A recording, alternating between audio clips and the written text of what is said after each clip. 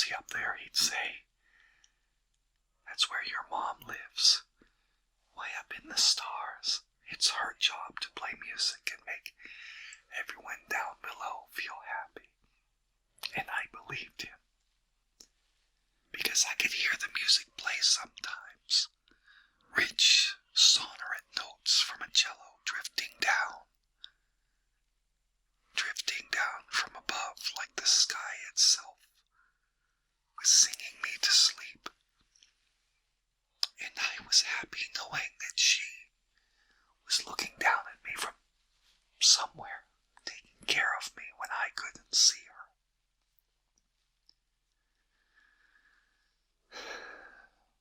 Lying to a 10-year-old is a little harder.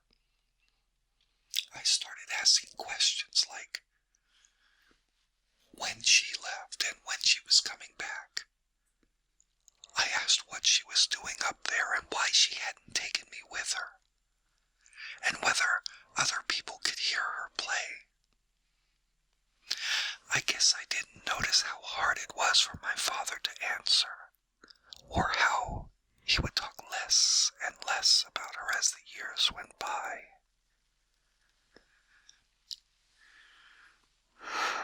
By 15, I didn't need to ask to know Mom wasn't coming back.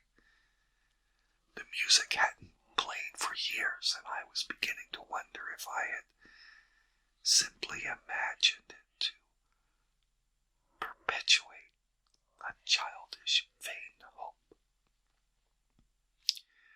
Or maybe Dad had just played it from a hidden sound system, and now that I was old enough to figure it out, he had given up pretending.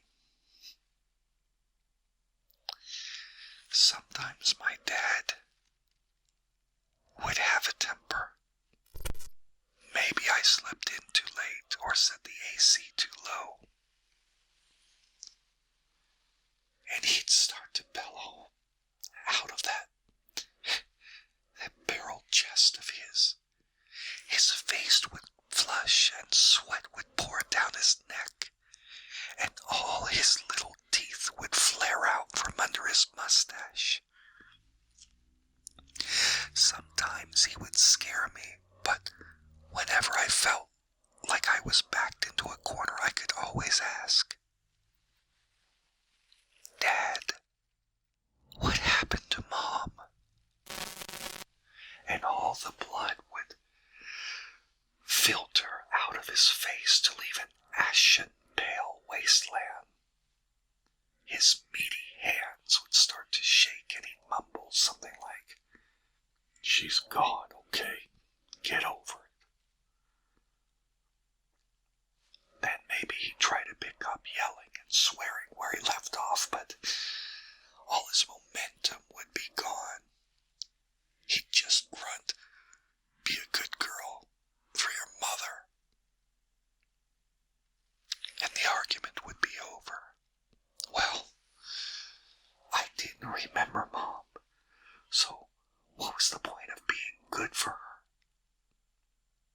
I don't think of myself as a rebel, but sometimes rules can sound pretty indistinguishable from challenges. "You can't paint your room," sounded to me an awful lot like, "I bet you can't paint your room by yourself."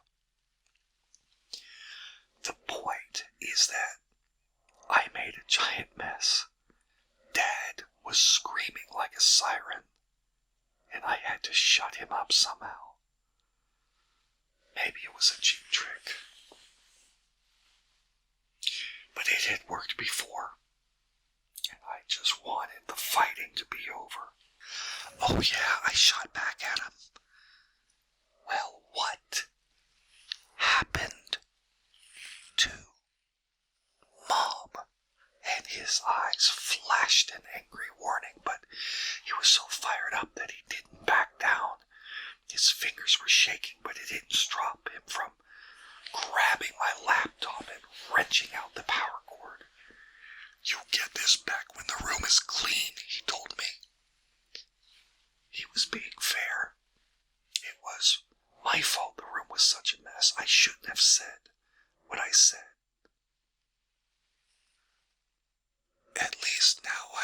she left. I knew I had gone too far. The moment those words left my mouth, he was shaking bad now, so bad it couldn't be contained. His hand struck out like a muscle spasm and the laptop went flying at my face. The corner bit into my temple and I collapsed like a sack of clothes. A few seconds later I came to on the ground.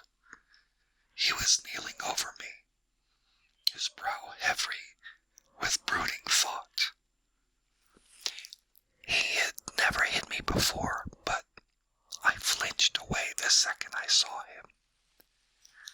That seemed to snap him out of it. He stood up and stormed out of the room. My head barely even hurt, so I don't know how I blacked out. I thought that was going to be the end of it, but... Follow me, he barked over his shoulder.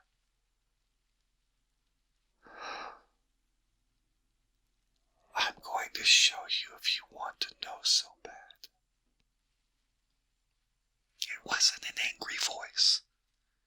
It was cold and tired.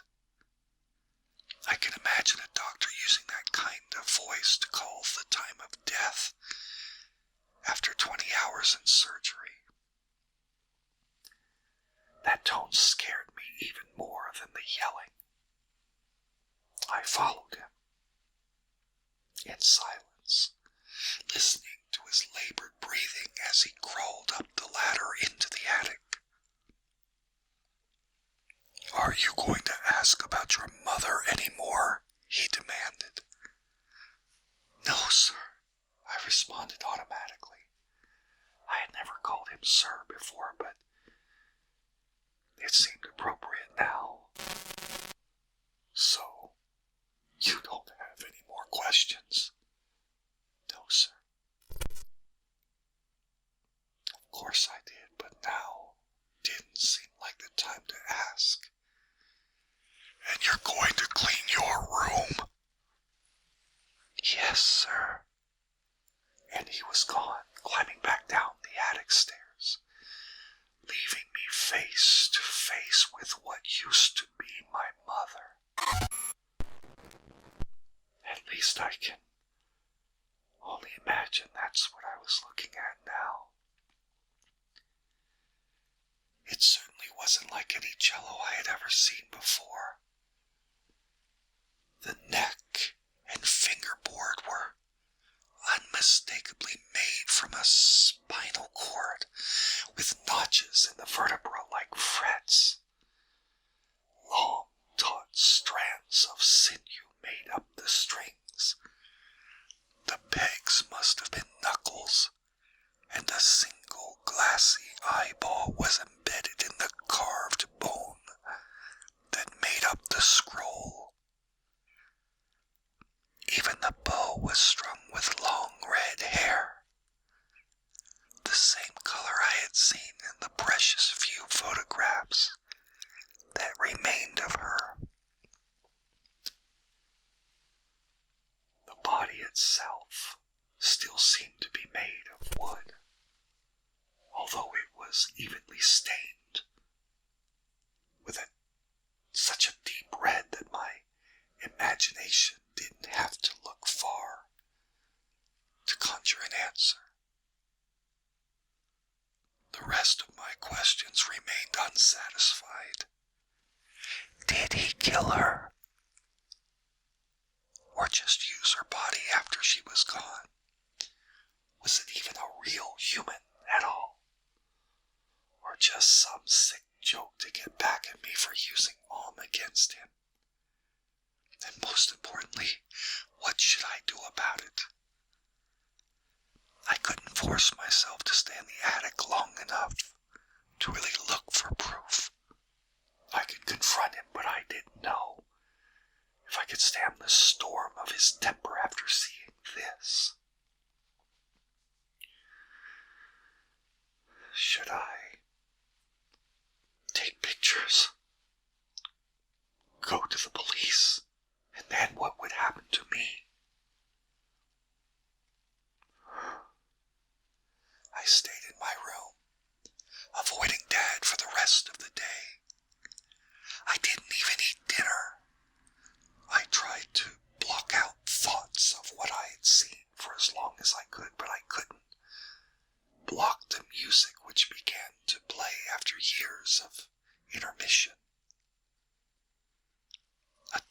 childhood of peaceful sleep had been purchased by Dad, playing in the attic above my room.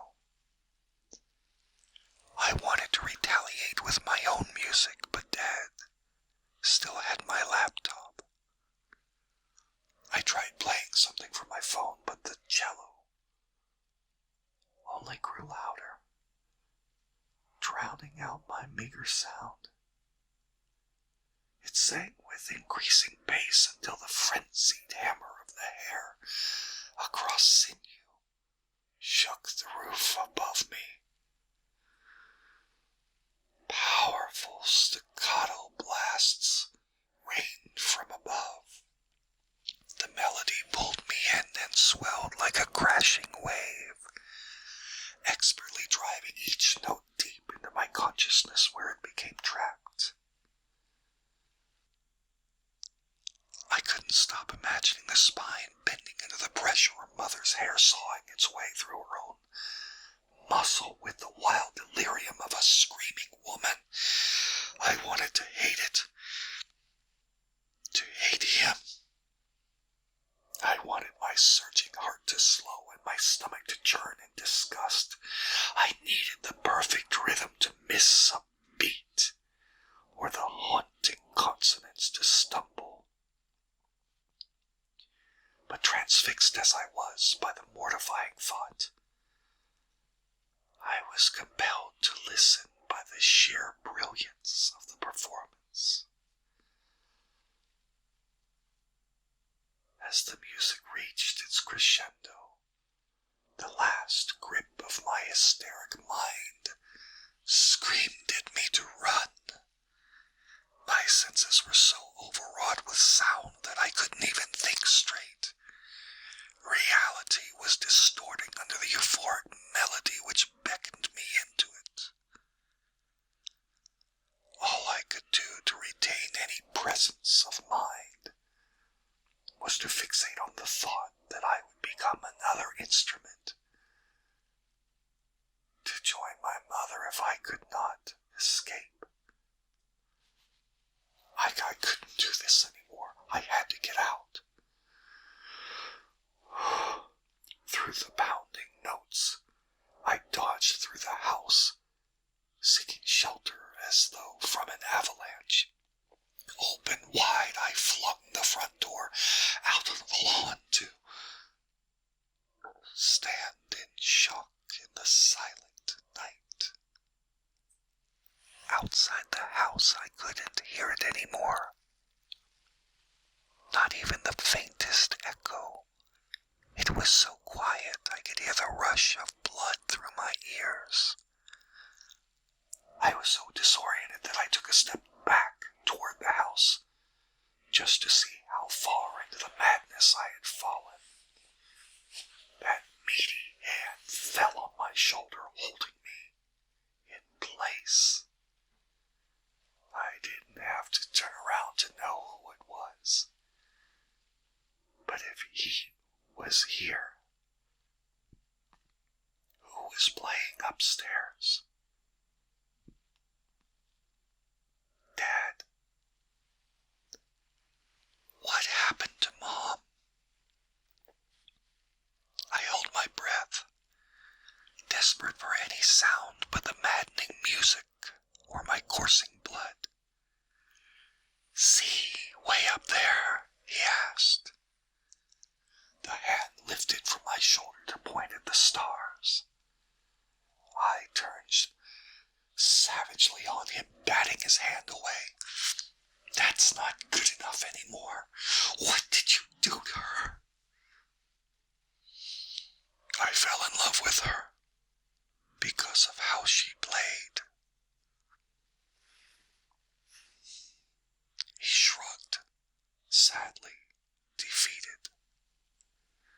But then I realized it was the music I loved, not her. I just wanted her to be beautiful again. And she is. And I love her more than ever. The disorientation was getting worse. My vision was swimming. I felt like I was slurring, but I had to ask. And what about me, Dad? you still love me?" Then it all went black. I thought I was unconscious, but somehow I was still able to hear. "Of course I do, honey. And if I ever stop, I know how to change you, so I'll love you again." When I opened my eyes, I was back on my bedroom floor. My head hurt like hell. My vision was still blurry, but I could feel my dad kneeling next to me. "I love you so much." "I'm so sorry," he said. "It was an accident, that's all. Are you okay?" I didn't know how to answer him. I felt okay physically, but my mind was reeling from what I had experienced. I told him I just wanted to sleep. That was true. He helped me to my bed, and I lay down, and he left me there. I lay for a long time with my eyes closed, trying to breathe slow, trying to remain calm. I just needed to fall asleep.